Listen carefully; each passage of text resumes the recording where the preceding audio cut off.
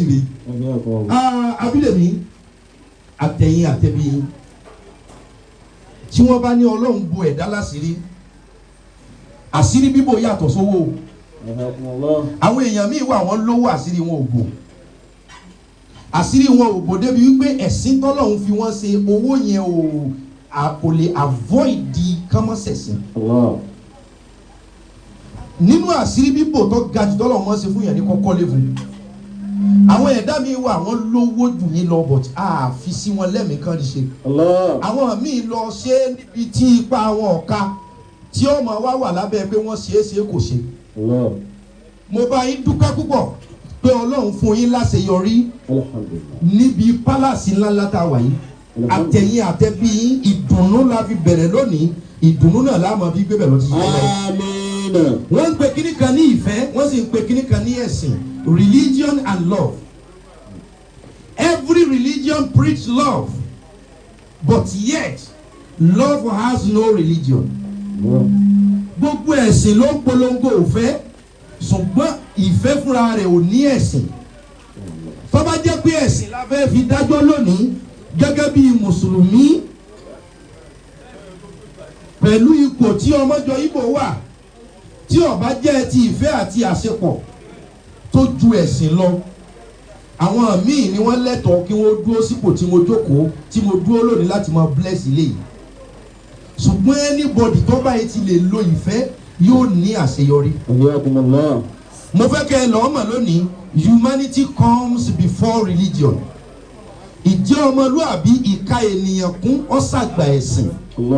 Tá a bá ti lè kara wa kún àárí ìkàkùn Ọlọ́run. Tá a bá ti lè nífẹ̀ẹ́ ara wa àáròjú rí Ọlọ́run. Anabi Muhammad sallallahu alaihi wasallam ó ní ad-du'a'u mahbubaini mustajab. Gbogbo ẹ̀yin àlejò jankan lọ́kùnrin lóbìnrin àìjì gbogbo ẹ̀yin màmá wa, ìbùkún ìdẹ̀ra Ọlọ́run yóò máa lékún nínú ayé yín. la'in shakartum lazidannakum wa la'in kafartum inna 'adhabi lashadid. Ọmọjọ Ìgbò àti gbogbo ẹni ó bá yín hàn káwọn gbàdúrà fún yín, ká gbàdúrà fún gbogbo ẹni ó bá wá bí kí oríire wa máa lékún sí i. Today is second day of the year 2022. A bẹ̀rẹ̀ ní àdúrà gbọ́dọ̀ pọ̀ fún wa láti lè rí òpin ẹ̀. Tá a bá wá ròpin rẹ̀ kó má jẹ́ nínú ìnira. 2021 tọ́tọ́ tá a fi mú 2022 yìí hospital ló ti bẹ́ lòmíì, òun náà dúpẹ́ ṣùgbọ́n a lè fi wé ẹni tára rẹ̀ le. Gbogbo ipò tẹ́ ẹ bá wà ẹ má fi àdúrà lẹ̀, gbogbo ipò tẹ́ ẹ bá wà ẹ má hábọ̀ hatred sínú ẹ̀mí. Èèyàn tó bá fẹ́ wà bankrupt láyé kó hábọ̀ hatred. Èèyàn tó bá fẹ́ lù kó má dùn kó hábọ̀ hatred sínú ẹ̀mí. Ọlọ́run ọba tá à ń sìn kò bímọ ẹ̀san ló bí al-jazā'ul ihsān. Èèyàn tó bá ti lé ẹ̀mí rere ayé ọmọ bá yọ, ẹni tí máa ń bá yẹn yọ wọ́n bá yọ. Abídèmí ọyẹ yín lónìí yọ yẹ yín dalẹ́ o. Ọlọ́run tó kọ́ léyìí fún yín aburú ò ní wọbẹ̀. À ń ṣí ilé yìí lónìí pẹ̀lú ìbùkún àti àdúà. Ẹ má fàdúà lẹ́ o. Èèyàn ní mú ní mọ ni, èèyàn ní mú ní mọ èèyàn. Alhaji wa Adébáyọ̀ dákú, ọ̀rẹ́ mi tímọ́tímọ́ adọ́mọ́ wà l'Amẹ́ríkà wà káàkiri. Gbogbo ohun tínú yín fi ń dùn tọ́lọ́run ṣe fún yín ìbànújẹ́ ò ní wọ̀. Mo fi déédéé àsìkò yìí rọ gbogbo wa, ẹ jẹ́ ká ran ara wa lọ́wọ́, ẹ jẹ́ ká dúró tira wa. Wọ́n ní ọ̀rẹ́ rẹ̀ ọ̀jọba oníláyé kò ní jẹ́, ìwọ fúnra rẹ náà ò ní jẹ ọ̀rẹ́ ọba. Opportunity comes but once. Ẹ má antagonize àwọn alájọṣe yín ọjọ́ tẹ́ ẹ bá rí i pé oore wọn ń bọ̀. What will be will definitely be, either with you or without you. God will definitely show himself. He will prove himself. Èèyàn tó takò tọ́lọ́wọ̀n ọba takò tiẹ̀ ta. Èèyàn tó gbógun jàtì tí ó bá jẹ́ pé Ọlọ́run ò gbógun jàtì wàá regret. Ẹ jẹ́ ká fi ìmọ̀ ṣọ̀kan. A lè ṣọ̀rẹ́ pẹ̀lú ẹni tí kìí ṣe ẹlẹ́sìn wa. Ẹ̀sìn ò yẹ kó jẹ́ barrier. Ẹ̀sìn ò yẹ kó jẹ́ tools of division. Ẹ jẹ́ ká fọwọ́sowọ́pọ̀ kájé kálàáfíà ọjọba kíyàwó fọwọ́sowọ́pọ̀ pẹ̀lú ọkọ tí ó bá sí ìfọwọ́sowọ́pọ̀ ó ṣeéṣe káyè yìí mọ́ ìbò ti rí lónìí àpà èèyàn ni ó pè kí lọ́kọ́ yọ̀yìnbó ẹ̀kọ́ ilé àpà èèyàn ni ó pè kí ló ṣe tí ọ̀já gbádùn ẹni tó bá ṣe ohun rere rí yóò mọ̀ wípé a gbọ́dọ̀ appreciate. káwá ṣàdúà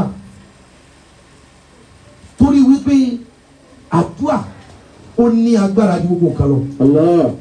ìmọ̀ rẹ̀ oògùn gbogbo ẹni ó gbójúlé oògùn ìmọ̀ rẹ̀ oògùn ṣùgbọ́n kì í rẹ̀ àdúà o.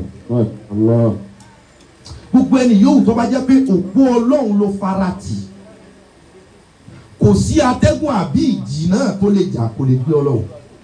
man yatawakkal ala Allahi fahuwa inna Allaha balighu amrihi qad ja'ala Allahu li kulli shay'in qadra. Whoever among you rely on God, èyíkéyìí nínú yín tó bá gbára lé Ọlọ́run, Ọlọ́run máa tó. Ẹ jẹ́ kí gbogbo wọn dájú kọ Ọlọ́run ká pè. Tẹ́ ẹ bá wo nǹkan tí ń ṣẹlẹ̀ láyé nísìnyí, ẹ má jẹ́ ká parọ́ fúnra wa, a nídìí Ọlọ́run ju tàtẹ̀yìn wa lọ. Téèyàn bá jáde nísìnyí kò sí assurance pé yóò wọlé. Téèyàn bá dágbére travel nísìnyí, àwọn tí ń jí ni sowó ń bẹ, àwọn tí ń jí ni gbowó ń bẹ. Àwọn kan wà wọ́n jíyàn gbé sowó, àwọn kan jíyàn gbé gbowó. Pẹ̀lú gbogbo rògbòdìyàn aburú tí àwọn èèyàn ń gbẹ́bọ lọ́sàn-án nísìnyí, táwọn míì ń wẹ ìwẹ̀ burúkú síwájú ta ìwọ ọmọ torí pọ̀ ń sáré lọ bí iṣẹ́ o fojú kó ẹbọ o fojú kó ìwẹ̀ burúkú dẹ́nìkan wẹ̀ tó ní kókó lọ kárùn lọ. You need God now than before. Wọ́n sì sọ fún wa wípé èèyàn ní já níbi rè Ọlọ́run ọba òwò bí kankan. We should be mindful not to be addictive of anything. Ẹ má jẹ́ kí nǹkan bà yín jẹ́. Ó ti lè jẹun jù, be mindful of addiction. Ó ti lè rojọ́ jù, ó ti lè bàyàn jẹ́ jù, ó ti lè bínú jù, ó ti lè mọtí jù. Ẹ ṣọ́ra fún addiction. Ẹ ṣọ́ra fún tẹ́fẹ̀ tí bá ti bẹ̀rẹ̀ báyìí mi mọ̀ nǹkan kan mọ́. No, ẹ má wà addict sí nǹkan kan tẹ́fẹ̀ tẹ́ bá ti ń ṣe ẹ̀ mọ̀ nǹkan kan mọ́. Ẹ gbé gbogbo ẹ̀mí yín kọ́ papọ̀ púpọ̀ sọ́dọ̀ Ọlọ́run. Èyí tí màá fi parí rẹ̀ láti fi rọ̀ yín. Tẹ́ ẹ bá rò pé owó yín ọ̀pọ̀, àwọn kan ò ní rárá o. Tẹ́ ẹ bá rò pé dúkìá yín ọ̀pọ̀ lẹ fẹ́ fi máa banújẹ́, àwọn èèyàn kan ò tiẹ̀ ní achievement rí láyé. Wọ́n interview arábìnrin kan bí ọdún 5 sẹ́yìn. Ó ní ohun tóun gbà aládùúgbò àkọsẹlẹ̀ sóhun kóhun tó kú, the woman of age 90. Ó ní àdúrà ẹyọ kan lòun gbà pé kóhun tó kú láyé kọ́ lọ́hún ṣe fóun. Wọ́n ní kíni ó lóun gbà á lérò even for a night kóhun ó sùn lórí mattress kóhun tó kú láyé. La ilaha illallah. At age of 90. Pé kóhun sùn lórí mattress bó tiẹ̀ kóhun sùn lálẹ́ kóhun kú lọ́la lórí mattress. You can just imagine the suffering, the inconvenience right from day 1 to age 90. Tí wọ́n bá rò pé mélòó la ti ní kí la ti jẹ́ ẹni ọba ní tòun ò tóun kò mórè ni.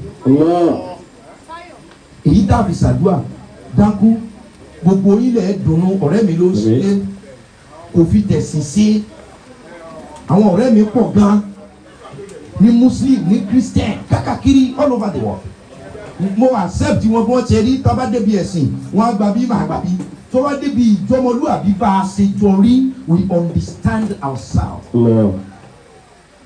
Ọlọ́run ló dá gbogbo wa ọ̀nà tó bá dẹ̀wù ló lè gbà lò tó bá débi ẹ̀sìn àpolongo ẹ̀ á sọ bẹ́ẹ̀ sì wá sí rí pẹ̀lú ẹ̀. Ṣùgbọ́n gbogbo ẹni yóò tó bá torí ẹ̀sìn kórìíra èèyàn kò ní bá Ọlọ́run dáadáa o. Torí ìjọ míì ẹni tí ò sìn lọ́nà mọ́sálásí ó lè ní ọ̀nà tó ń gbà sí lọ́hùn tínú Ọlọ́run ń dùn. Ẹ má bọ́ Ọlọ́run gbèjà rẹ̀ o. Ọmọjọ Ìgbò kẹ́ ẹ lè sanwó ọpẹ́. Nínú tan Yorùbá ni ò kì í ṣe kéwù. Wọ́n ń pe arákùnrin kan ní Àgànná. àgànná lórúkọ ẹ̀. Ìyàwó ọmọjọ Ìgbò, oríire yín ló dé, ẹ̀yin ọmọ wọn oríire yín ló dé. Ọlọ́run ló ronú oore kàn yín. Masha Allah. Ìbànújẹ́ ò ní wọ̀ láéláé. Àmín. Ẹ má gbèsù láyé o. Arákùnrin tí wọ́n ń pè ní àgànná yìí, òun ló lórí ẹrú nígbà tí wọ́n fi ń ṣòwò ẹrú. Wọ́n wá ń pe ọba kan ní olóko. Olóko ni ọba ń jẹ́. Ṣé ẹ mọ̀ pé ọba ba lórí ohun gbogbo? Àgànná gẹ́gẹ́ bí olórí ẹrú, òun ni ó kó àwọn ẹrú lọ sọ́jà tí ó lọ tà wọ́n. Ọjọ́ tí wọ́n bá lọ sí ọjà, òun ni ó kó wọn lọ sí oko láti fi wọ́n dáko. Gẹ́gẹ́ bí olórí ẹrú, ṣé ẹ mọ̀ pé òun ò ní lo chain lọ́wọ́, kò ní lo lẹ́sẹ̀ mọ́. Ṣùgbọ́n òun ni ó máa kó sí àwọn ìyàtọ̀ tí ń bẹ láàrin ọba ajá àti ajá ọba nìyẹn. Ọba ajá kò tó ajá ọba o. Àwọn èèyàn kan wà kò nídìí kí wọ́n wà níwájú. Sòfà tí wọ́n bá ti ń tẹ̀lé ẹni tó wà níwájú, àwọn náà ti automatically wà níwájú ẹgbẹẹgbẹ̀rún èèyàn. Gbogbo wa kọ́ lọ̀gá, gbogbo wa kọ́ ni number one. But á tẹ̀lé àwọn number one, àwa máa wá wà níwájú àwọn number two. Àwa gangan kọ́ la gbé adé yẹn sórí o. But sòfà tá a ti tẹ̀lé number one, we are already part of number one. Ẹ jẹ́ kí kálukú lẹ́ẹ̀sì ambition ẹ̀. Àwọn kò káwà tó bá ti wà ń bẹ̀ ọlọ́lá ni ọ́. Arákùnrin yìí wọ́n wá kó ẹgbàá fún kọ́ máa na àwọn ẹrú. Tọ́ba ti fẹ́ kó wọn kó lé akójẹ́ nìsí wọn lọ́wọ́ á máa na wọn. Tọ́ba ti kó wọn dóko yóò fẹ́ mọ́ bínú o, ẹrú bíi tí ilé mi náà o, Ọlọ́run ló change level tiwa o. Kò kálá, kò hùwà ìkà. Kò dájú pa, kò gbẹ́jẹ̀ tó bí Abacha. A tú okùn lọ́wọ́ wọn, yóò fún wọn lóúnjẹ. Àwọn tí wọ́n ní kọ́ mọ̀ fún lóúnjẹ, á fún wọn lóúnjẹ, yóò bá wọn ṣeré. Tó bá ní tún lọ lé padà nírọ̀lẹ́, á tún sáré kó chain sọ lọ́gbẹ́, má bínú bó ṣe gbà ní o, ọ ní sáwọn ní oyé wa. Ọba tí ń jẹ́ olóko, ọba wa kú. Wọ́n wá níbi tó ọba ò sì bímọ. Wọ́n á ní ohun tó kàn ní pé táàbà tiẹ̀ fẹ́ èèyàn jọba kí wàá lọ́ọ́ mọ́ ṣẹlẹ̀, ẹ jẹ́ á mú nínú àwọn ẹrú. Gẹ́gẹ́ bí ìtọ̀sẹ̀ ilẹ̀ Yorùbá pé ẹ má fọ ọmọ ìjọba ẹ̀fẹ̀ ẹrú jẹ́. Tálá wàá lọ ọdẹ lọ báwọn ẹrú tálá lè lò à. Tálá àbá tó á lò. Oore kì í gbé, ìkà kì í dùnù. Àtòrè àti kàkùsí ìtì ò lẹ́san. Irú ẹni tí ń bẹ lórí ẹrú tí ń fojú àánú wò wá. Tọ́ba wá di ọba, àgbàdùn. Gbogbo ẹrú tí wọ́n ní kí wọ́n mọ̀ bá wọn bá parọ́ pé a lè fẹ́ nìkan kan jọba kankan. Tó ẹ pé láàrin àwọn ẹrú náà ti fẹ́ mọ̀ bá o, gbogbo wa apawọ́pọ̀ amú ẹni tí wọ́n ń pè ní àgànná. Kó wá jẹ ọba olóko. Ìdí ọ̀rọ̀ ni wípé àwọn ibìkan wà, ìwọ kọ́ lọ́ọ́ lọ polongo ara rẹ, ìwà rẹ, ẹ̀sìn rẹ, ìjọmọlúàbí rẹ pẹ̀lú àwọn èèyàn. Àwọn ni wọ́n lọ polongo rẹ pé lágbájá ò jẹ́ bẹ́ẹ̀ o. Ẹ wo àwọn olóṣèlú tó máa ń gbé position, ẹni tí wọ́n fún ní ipò gangan ò ní sí ń bẹ̀ ń bí tó bá ti choose ẹ̀. Ìwà tó bá hù, ìṣe tó bá ṣe lágbájá ò jẹ́ bẹ́ẹ̀ o, èèyàn wa ni o, ọmọlúàbí ni o. Ẹ ṣe eré kẹ́ ẹ lè gbá rere. Ipò tẹ́ ẹ wà lónìí sì kéré síbi tọ́lọ́run fẹ́ mú yín lọ. Ẹ má dájú, ẹ má ṣèkà, ẹ má láhùn, ẹ má báyàn nínú, ẹ má oppress. Ẹ gbà wípé ibi tẹ́ ẹ wà lónìí Ọlọ́run ni, níbi tọ́lọ́run sì ń mú kálukú lọ ọ̀nà jìn. Hazi yìí tẹ́síkìrà liman sha'a minkum an yastaqima. Wa ma tasha'una illa an yasha Rabbul alamin. Ẹni ó bá ní nǹkan tó fẹ́ kọ́lọ́run ṣe fún òun kó tẹ́wọ́. It's now time for prayer. We should hope on God Almighty. Ọlọ́run nìkan náà ló máa darí ọkàn rẹ sí, torí nìkan náà ló lè ṣe. And we should believe that whatsoever we ask Him today, o ti gbọ́kàn sí yẹn náà, ọ nígbàgbọ́ pé n tó ń béèrè lọ́wọ́ ẹ̀ lónìí náà. All your prayer, your desire, your wants, your wishes, all shall come to pass. Àti tó ń dàbí ọkàn pé kọ́lọ́ ń ṣe ni. Forget about our looks. Ìwọ gbàgbé pé bákan ló ṣe rí. We have different challenges, different issues, different ọ̀tọ̀ọ̀tọ̀ ni bọ́lá ń ṣe dára gbogbo tí ń sin bẹ́ẹ̀ we lára wa náà are ọ̀tọ̀ọ̀tọ̀ ni. battling different things. ọ̀tọ̀ọ̀tọ̀ ni nítorí kálukú nọ́ọ̀sì ní kọ̀ọ̀rọ̀ yàrá yàtọ̀ bí aṣọ rẹ̀. With God, surely we're going to conquer. Pẹ̀lú ògo Ọlọ́run, pẹ̀lú ìgbádùn ti tóun náà, pẹ̀lú ògo Ọlọ́run gbogbo rẹ̀ náà lágbàdà borí ẹ̀. Gbogbo ohun tó kálukú bá fẹ́ ẹ gbàdúrà Àní síwájú Ọlọ́run. gbàdúrà síwájú Ọlọ́run. Ọmọ ìjọ Ìgbò, ẹ dìde dúró ẹ wá síwájú mi ni ọ̀rọ̀ yín tọ́pẹ́ àbí ọ̀tọ́pẹ́. alhamdulilayi. kálukú ọ̀dà ní ẹ tọrọ tẹ bá fẹ́. ìwọ sá máa dà níyàn. gbogbo ẹ̀yin màmá wa abániyọ̀ ẹ dàpọ̀ àwọn ọmọ yín òkè òkè gbogbo wọn náà mọ̀ dá fún. àmín. gbogbo ẹ̀yin ọ̀rẹ́ mọ́jọ ibo ọ̀rẹ́ mi ni gbogbo yín náà o. gbogbo àwọn ọ̀rẹ́ pátá. màmá tó bí wa. Allah. màmá tó bí wa.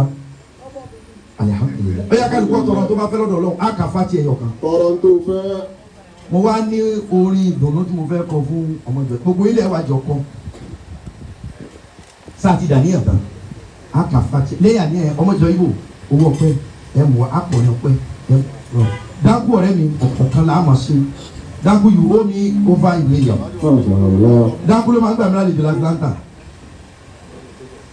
dáńkù èyí máa gbà lálejò ní London tí ogun wa ti sọ ohun tá a fẹ́ fọ́lọ́ ọba àṣekámọ́kù tí ẹ̀ wọlé agbára mọ̀ wọlé àdọ̀tí wa ẹ̀sìn wa ò pé ẹ̀sìn wa ò tiẹ̀ lé pé torí pé bí àwa ṣe mọ́lá lé sẹ̀sìn àlé sẹ̀sìn bọ́lá ṣe tó so èròǹgbà wa ọlọ́run mọ̀ tiẹ̀ wọlá àti wa ẹlẹ́ṣẹ̀ ni wa wọlá orúkọ àti agbára tiẹ̀ lápapọ̀ àlùfáà àti àkókò kórìíyanu. bisimilahi rahman rahim alhamdulilahi rabbil alamin arrahman rahim maliki yawmiddin iyyaka na'budu wa iyyaka nasta'in اهدنا الصراط المستقيم صراط الذين أنعمت عليهم غير المغضوب عليهم ولا الضالين آمين. bẹ́ẹ̀ a bá wo bí kí ló yẹ kó wí. ẹ yẹ kó kọ́lọ́ ṣe pé alihamudulilayi. àwọn àjọ kọrin yẹn ní ọpẹ́ nísì. I just wanna say bàbá o ẹ ṣé. I just wanna say bàbá o ẹ ṣé. ẹ gbé orí yìí sókè. I just wanna say.